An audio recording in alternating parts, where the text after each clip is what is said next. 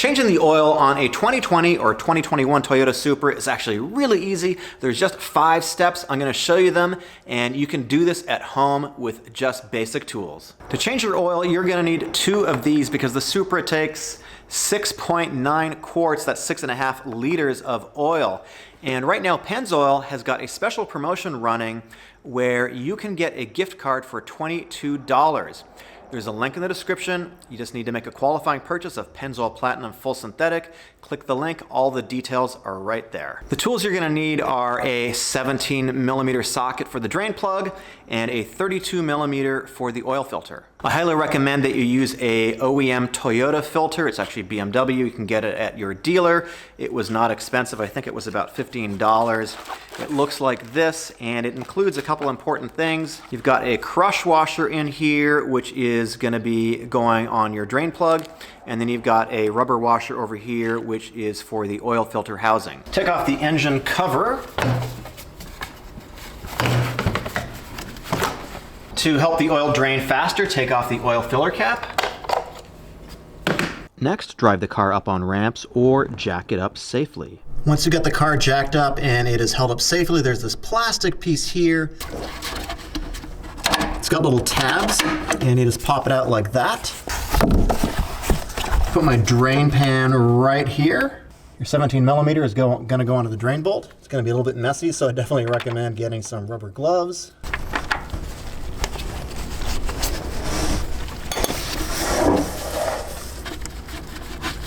Came off pretty easy.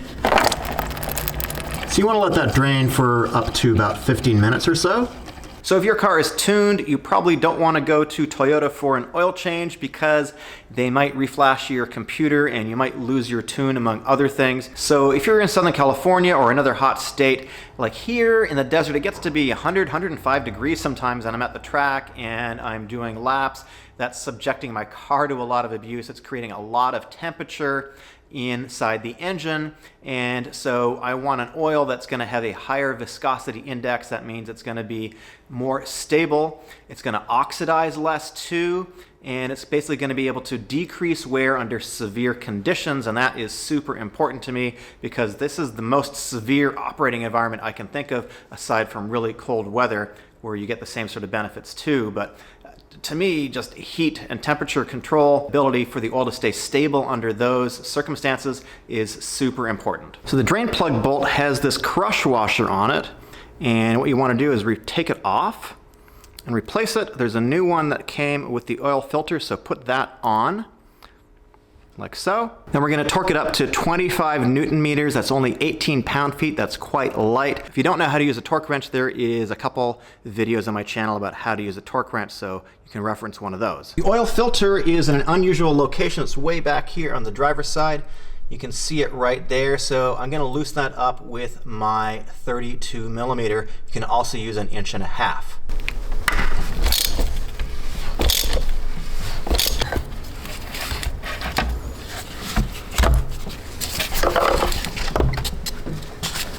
So your oil filter kit comes with a new rubber O-ring. You want to put it on here and replace it so that you get a good seal. Pretty easy to get the old one off. I'm just going to use a screwdriver and put the new one on. Actually, first you want to put a little bit of fresh oil on here to make sure that you get a good seal. All right, I'm just going to dip my finger in here and just put some oil right around there. Don't have to go crazy, just make sure it's got a little light coating of it. Then just pop it back on. This is the new one, of course.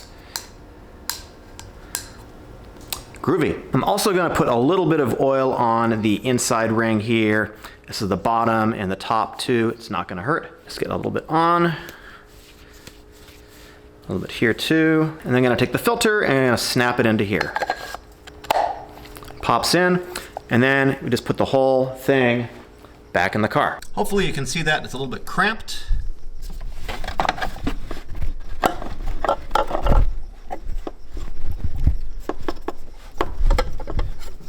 We're going to tighten it up to 18 pound-feet or 25 Newton meters.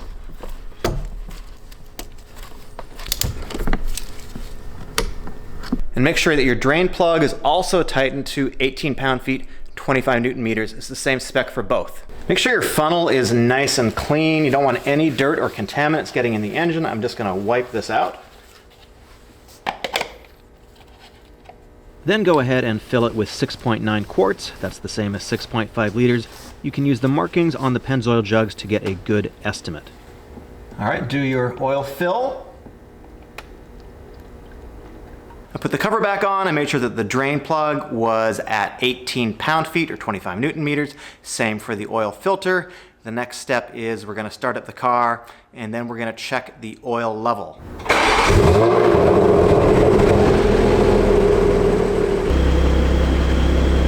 Now we need to check the oil level, and of course, since this is a B58 engine and it's from a BMW, there's no dipstick, so we need to do it from the center display. To actually check the oil level, the car needs to be warm, so go ahead and drive it for about 15 to 20 minutes. I'm gonna hit the start button 3 times, rapid succession.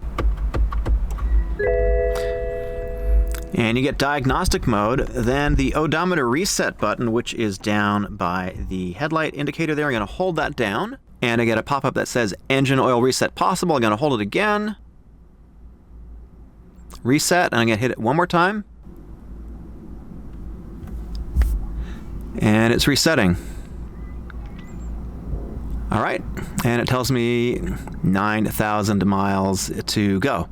If you want to protect your engine, you should definitely do frequent oil changes, and Pennzoil is going to help you out. If you make a qualifying purchase of Pennzoil Platinum Full Synthetic, you can get a gift card for $22. There's a link in the description with all of the information. And thanks for watching, guys.